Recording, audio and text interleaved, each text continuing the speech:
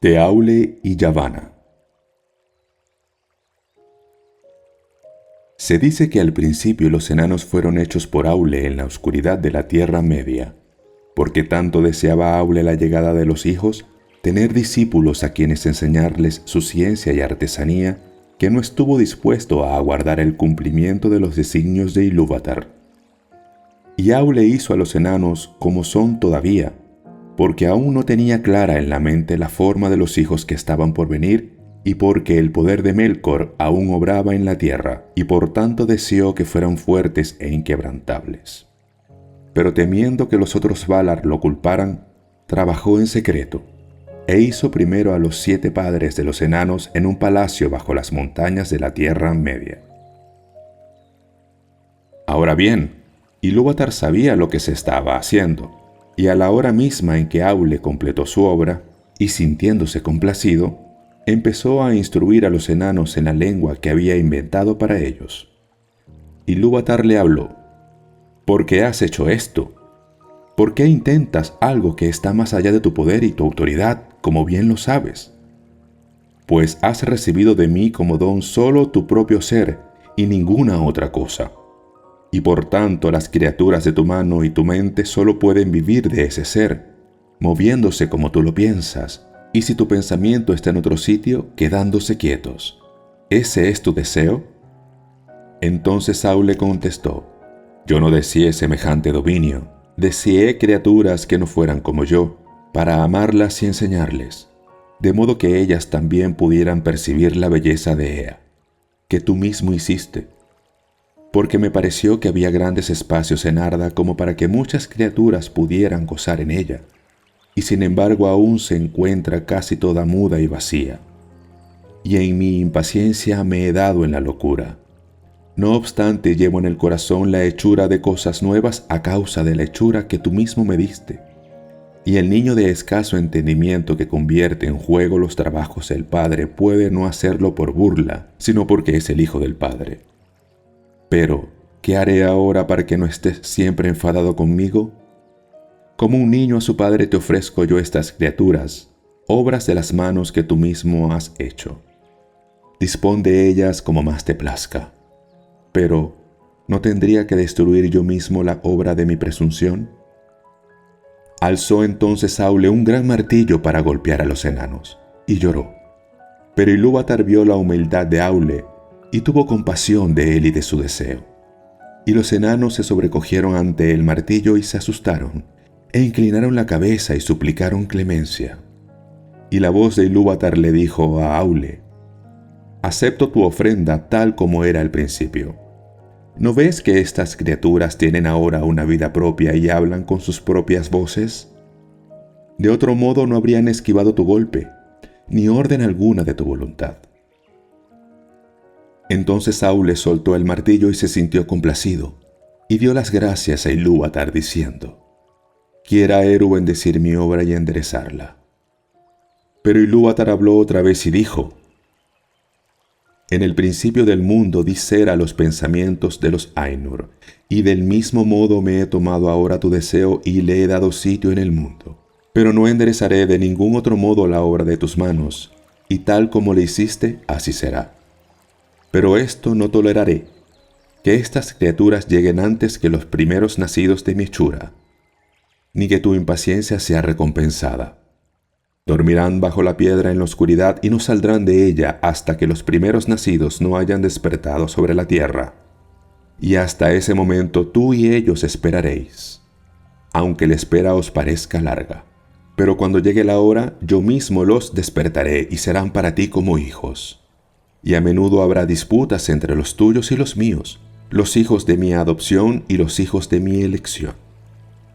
Entonces Aule tomó a los 7 padres de los enanos y los puso a descansar en sitios distintos y apartados, y regresó a Valinor, y esperó mientras los largos años se prolongaban.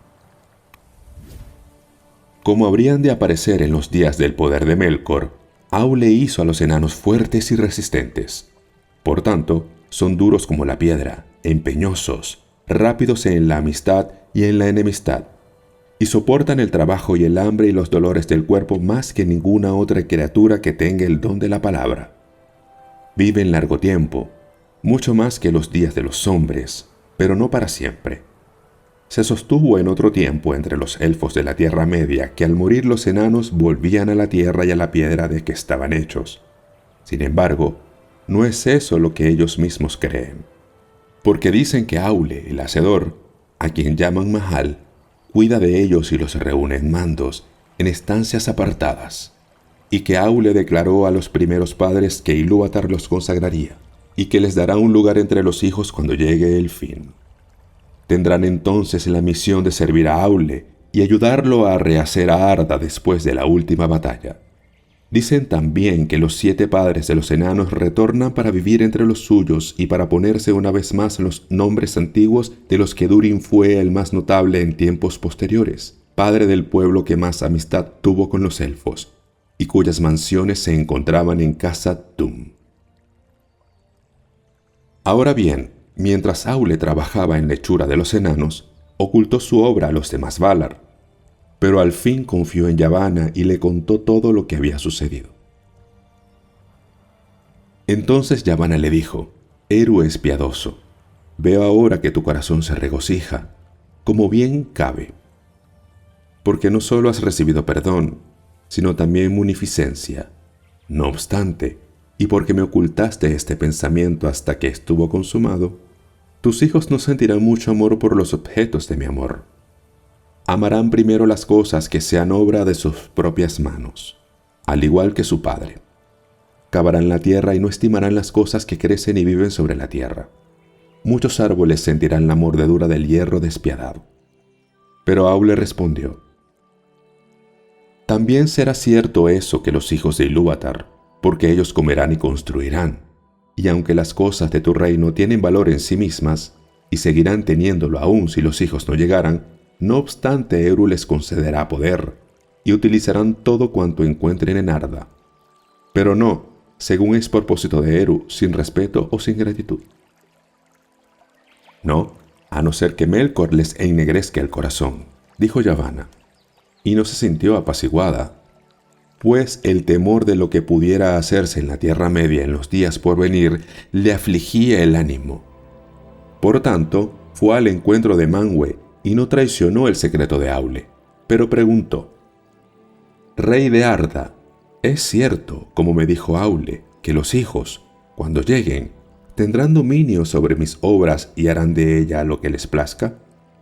«Es cierto», dijo Manwë, «pero ¿por qué preguntas? No necesitas de las enseñanzas de Aule». Entonces Yavanna calló y contempló sus propios pensamientos, y al fin respondió: «Porque hay ansiedad en mi corazón al pensar en los días por venir. Todas mis obras me son caras. ¿No basta que Melkor haya dañado tanto? ¿Nada que yo haya hecho estará libre del dominio de otros? Si tu voluntad se cumpliera, ¿qué protegerías?», dijo Manwë.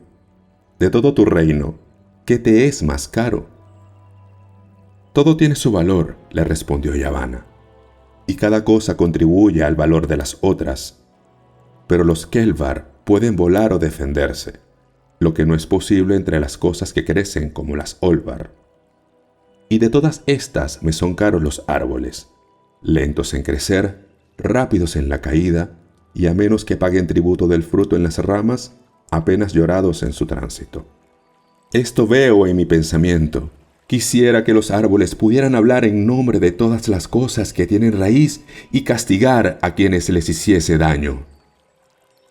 «Ese es un raro pensamiento», dijo Manwë. «Sin embargo estaba en la canción», dijo Yavanna, «porque mientras tú andabas por los cielos y con Ulmo hacíais las nubes y derramabais las lluvias, levanté yo las ramas de los grandes árboles para recibirlas, y algunas cantaron a Ilúvatar entre el viento y la lluvia». Entonces Manwë guardó silencio y el pensamiento de Yavanna, que ella le había puesto en el corazón, creció y se desarrolló, e Ilúvatar llegó a verlo. Entonces se le pareció a Manwë que la canción se levantaba una vez más alrededor, y descubrió ahora muchas cosas que había oído antes, pero no había advertido. Y por último se renovó la visión, pero ahora era remota, porque él mismo estaba en ella, y vio sin embargo que la mano de Ilúvatar sostenía todo. Y la mano entró en la visión, y de ella extrajo muchas maravillas que hasta entonces habían estado escondidas en el corazón de los Ainur. Y entonces Mangue despertó y fue al encuentro de Yavanna en ese lugar, y se sentó junto a ella bajo los 2 árboles. Y Mangue dijo: «Oh, que Mentari, Eru ha hablado diciendo: ¿supone, pues, alguno de los Valar que no escuché toda la canción, aún en el mínimo sonido de la mínima voz?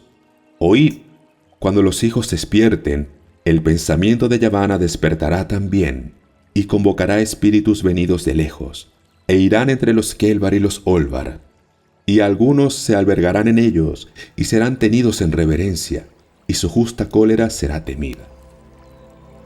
Por un tiempo, mientras los primeros nacidos tengan dominio y los segundos sean jóvenes. Pero, ¿no recuerdas que Mentari, que tu canto no siempre estuvo solo? Nos encontraron tu pensamiento y el mío y remontamos vuelo juntos como los grandes pájaros que se elevan sobre las nubes. Eso también advendrá por obra de la atenta mirada de Ilúvatar, y antes de que los hijos despierten, aparecerán las águilas de los señores del occidente con las alas parecidas al viento». Se complació entonces Yavanna y se puso de pie tendiendo los brazos al cielo y dijo: «Altos crecerán los árboles de Kementari, que las águilas del rey moren en ellos». Pero también Mangue se puso de pie y pareció que se erguía, tan alto que su voz descendió a Yavanna como desde los caminos de los vientos. «No», dijo, «solo los árboles de Aule serán lo bastante altos. Las águilas morarán en las montañas, y desde allí podrán oír las voces de los que nos reclamen. Pero los pastores de árboles andarán por los bosques». Luego Mangue y Yavanna se separaron, y Yavanna volvió a Aule, y él estaba en la herrería vertiendo metal fundido en un molde. «Eru es generoso», dijo ella, «que se cuiden tus hijos ahora, porque despertarán la cólera de un poder que habrá en los bosques y correrán peligro. No obstante, necesitarán madera», dijo Aule, y prosiguió con el trabajo de herrero.